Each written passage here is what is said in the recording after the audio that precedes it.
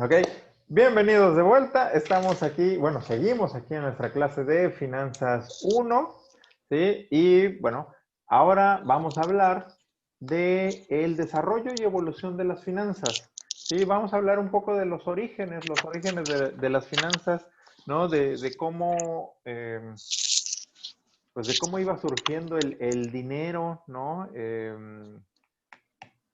Entonces vamos a ir con ese tema. ¿Sí? El origen y el desarrollo de las finanzas. ¿Les comparto la pantalla? No, no les voy a compartir la pantalla aún. Déjenme ver. Ahora sí. Ahora sí les voy a compartir la pantalla para que vean. ¿Sí? Ahí está. Ahí está la pantalla. A ver. Monse, ¿me puedes ayudar a leer desde se debe tener en cuenta, por favor? Se debe de tener en cuenta que en los estados de la antigüedad la riqueza se obtenía mediante guerras y las conquistas de otros pueblos. Se mencionan prácticas financieras en Egipto, Grecia y Roma, pero no tienen fundamento teórico de este hecho, ya que el poderío del Estado no permitía la discusión de los asuntos públicos. Ok, bueno, a ver, entonces, vamos a ver aquí. Ok, bueno, entonces, ¿qué sucede con los orígenes de las finanzas? Tal como dice, vamos, en la antigüedad, las guerras, bueno, las guerras han sido de toda la vida, pero vamos, el origen de una guerra, de una disputa, siempre era para quitarle al vecino lo que tenía, ¿sí? O sea, era, a mí me falta, yo te tengo envidia, pues ¿sabes qué? Te voy a invadir, te voy a quitar y me voy a hacer de tu riqueza, ¿sí? Esa era la explicación detrás de las guerras, ¿sí? Digo, aparte de que me caía mal o me robé a tu esposa, demás, pero lo principal en las guerras era hacerse de la riqueza del otro para, pues, gastármela yo, ¿sí? Eh, ese era siempre el propósito de la guerra. Y pues obviamente los manejos de las finanzas, ¿no? El dinero eh, en los imperios, en los grandes imperios de la antigüedad, era algo muy cerrado, ¿sí? Pocas personas sabían los manejos de, de, de la finanza, de la economía Ya va, de un gordita. castillo, del imperio, ¿no? Por ello, también por ello, es que pues ahí se podía No, justificar. un pan. Saraí, ponle mute, por favor. Perdón, maestro.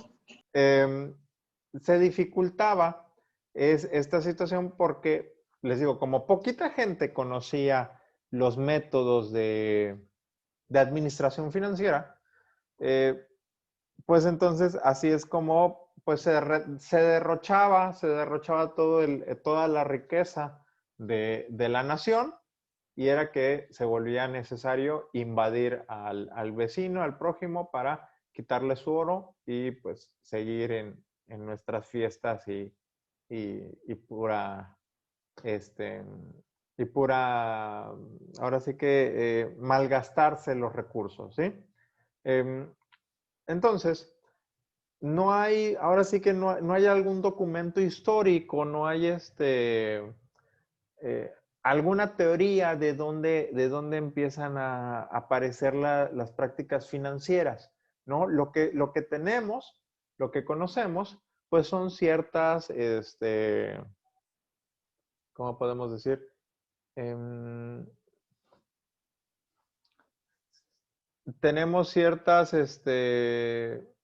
información, ¿no? Ciertos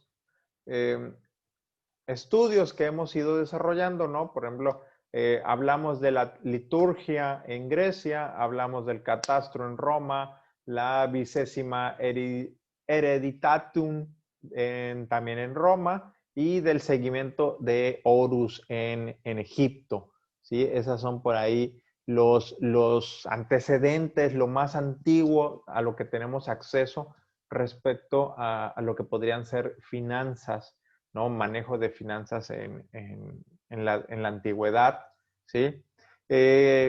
¿Alguien tiene idea qué es la liturgia? La liturgia en Grecia, ¿no? Bueno, ¿cómo era cómo se imaginan que se mantenían las ciudades en la antigüedad? En el caso de Grecia, lo que hacía ¿cómo era?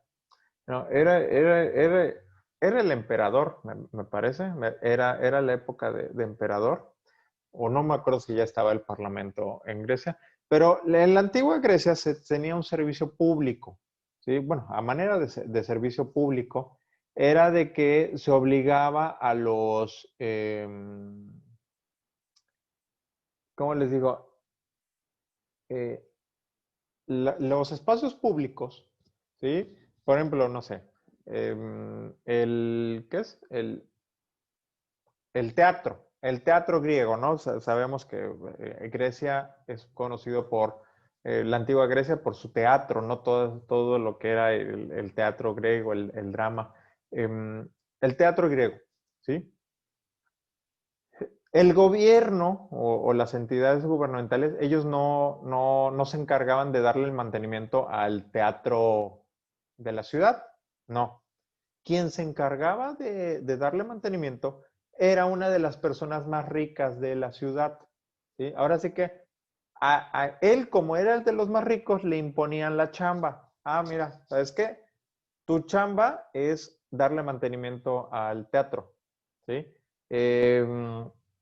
Otro era, no sé, oye, mira, el puerto necesita mantenimiento. ¿Sabes qué? Tú como tienes billete, encárgate de darle mantenimiento a los puertos, ¿no? Al puerto, al gimnasio, vamos, a lo que fuera, ¿no? O a las calles, no sé, me imagino también, oye, es que las calles están todas, feas, chuecas y así como las de Veracruz. Entonces, tú como eres rico, arregla las calles. Así era, ¿cómo podemos decir? El financiamiento público, ¿sí? Las personas más adineradas de la antigua Grecia les encargaban, eh, tú eres el encargado de esto, tú te encargas de esto y así. Y entonces también, pues, no convenía ser tan rico porque pues te iban a encargar, hacer, pues esa chamba, ¿no? Y pues obviamente, pues no había retribución, ¿no? Porque pues era un servicio público, ¿sale? En el caso del catastro, el catastro, digo, se sigue manejando en la actualidad. ¿Alguien sabe qué es el catastro?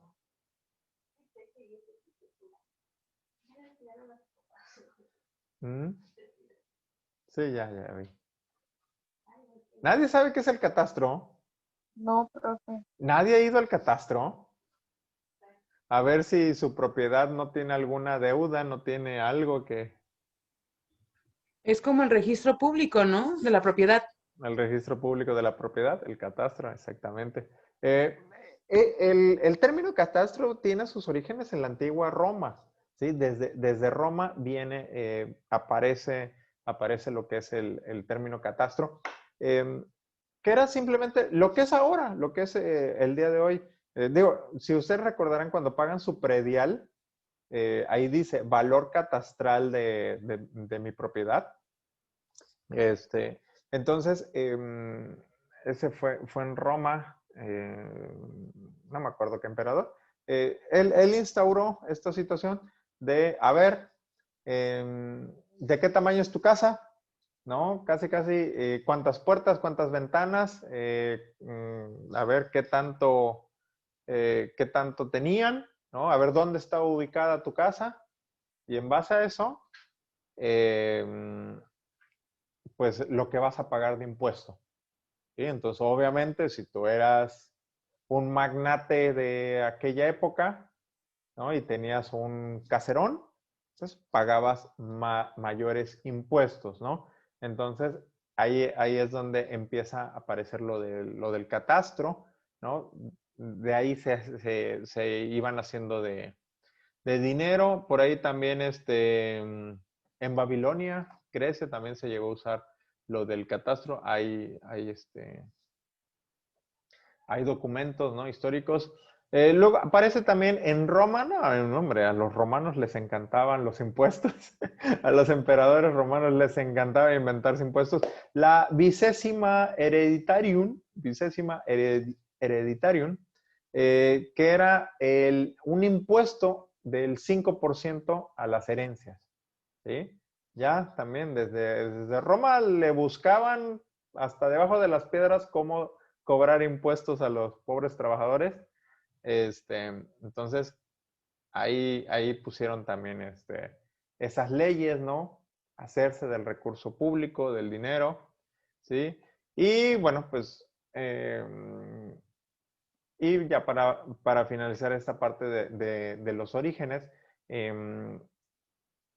el seguimiento de Horus, por ahí lo tienen en su material, dice el seguimiento de Horus en Egipto.